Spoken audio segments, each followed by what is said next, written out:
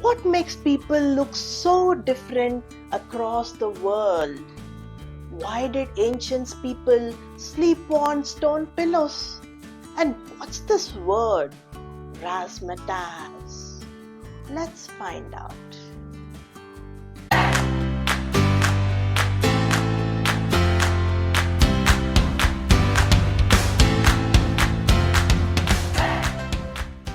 Welcome to episode 2 of Facts, Fiction and Faraway Lands, your Friday ticket to wonder, words and the wide world.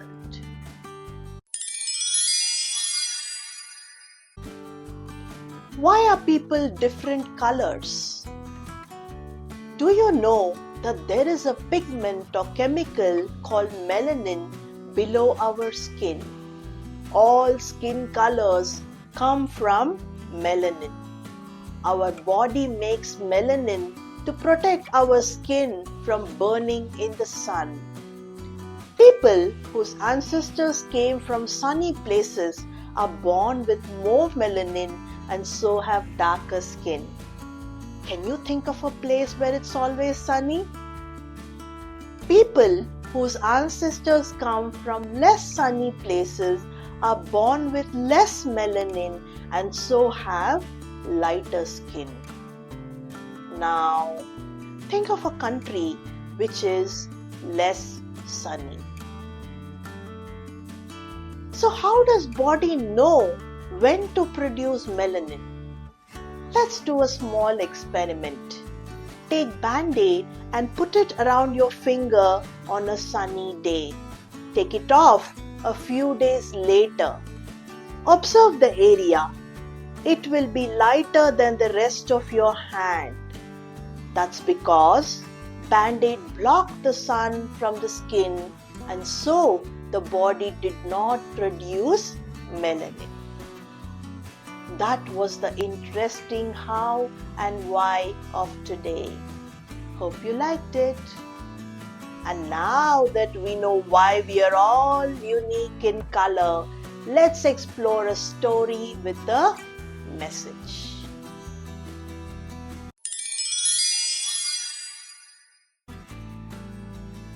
Puppy was having one of the best days of his life.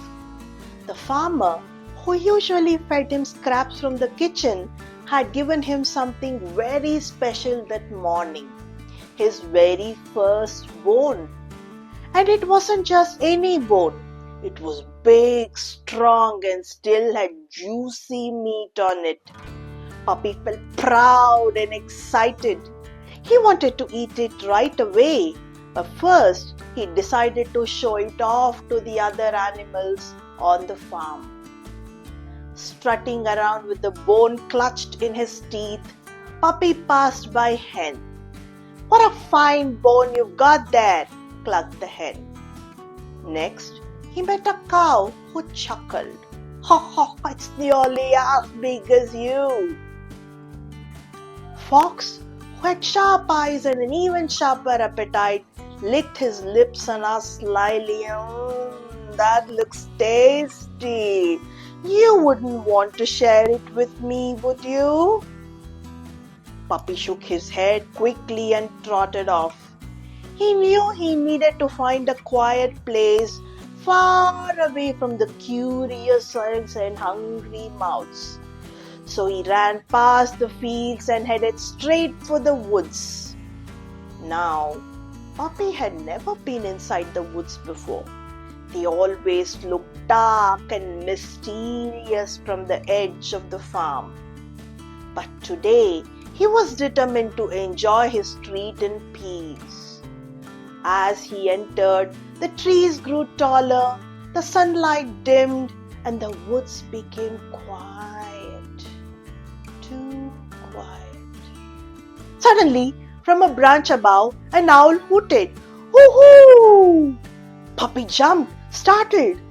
"Sorry to scare you," the owl said gently.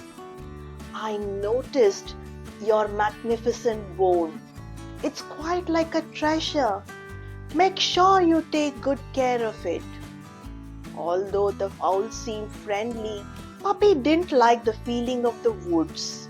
They were too gloomy and every shadow made him nervous. So he ran all the way through the woods and came out into a beautiful green meadow. The grass was soft, the sun was warm, and a gentle breeze blew across the field. Puppy felt much better. In the distance, he saw a wooden bridge crossing over a clear, sparkling river. On the other side, a family of rabbits was hopping and playing. They don't want my bone, Puppy thought. That looks like a perfect place to enjoy it. Feeling hungry now, he started across the bridge. It was old and a little creaky. As he walked carefully across, he tried not to look down. But when he reached the middle, curiosity got the better of him. He glanced into the water and he gasped. Staring back at him was another puppy, holding a boat just as big and delicious as his own. Puppy took a few steps closer. The other puppy did too. Puppy tilted his head. The other one did the same. And there it was, clear as day. The other puppy had a bone that looked even better than his. I want that bone too, thought Puppy. He growled a little to scare the other puppy away. But the other puppy growled back. Puppy growled louder. The reflection grew louder too. He couldn't believe how bold the other puppy was. Just then, the wise owl flew overhead and perched on a tree nearby. Watching Puppy closely, he shook his head and called out, "Puppy, that's not another dog. That's just your own reflection in the water. And the bone you see is not real either." But Puppy did not listen. He was too focused on the other dog. With all his might, he barked the loudest bark he had ever barked. Wow! Wow! In that very moment, his own bone slipped from his mouth and fell into the river with a splash. Gone. Puppy looked into the water in shock. The other puppy and the other bone disappeared too. That's when he understood. The other dog was just his reflection. The bone wasn't real. He had lost the real bone by trying to be greedy and trying to get more. He sat on the bridge, sniffing sadly. The delicious treat he had been so proud of was at the bottom of the river, and there was no getting it back. One of the little rabbits from the meadow hopped over to him and said kindly, "Don't worry, Puppy. Come and play with us." But Puppy didn't feel like playing. He walked away slowly, feeling disappointed and a little wiser. He now knew that if he had just been happy with what he had already had, he wouldn't have lost it. The wise owl had tried to warn him, and he wished he had listened. From that day on, Puppy remembered this lesson well.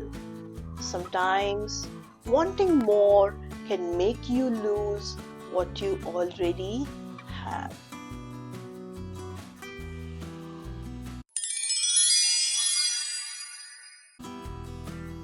Our trip this week will be to a country called Albania in the European continent.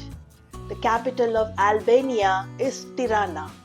Here's a map to show you exactly where Albania is.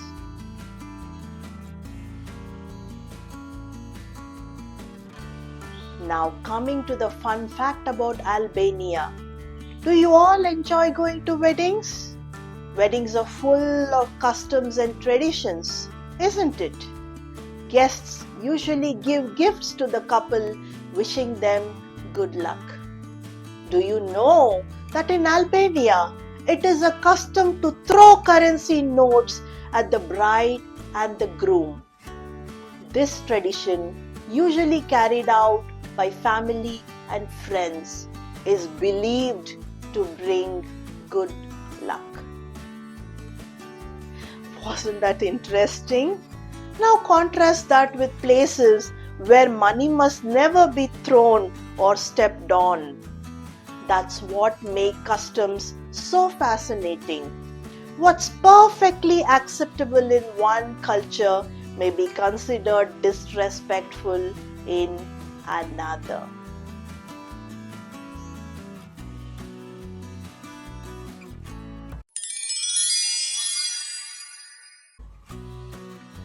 Today's invention is very important for a good night's sleep.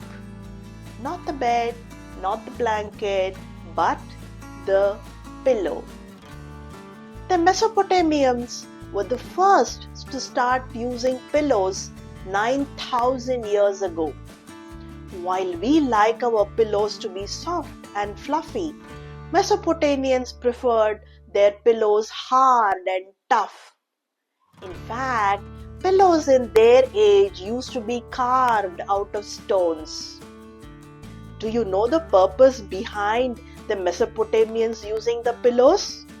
No, it was not for good sleep, but to keep the insects creeping and crawling into their mouth, ears and nose. Yikes!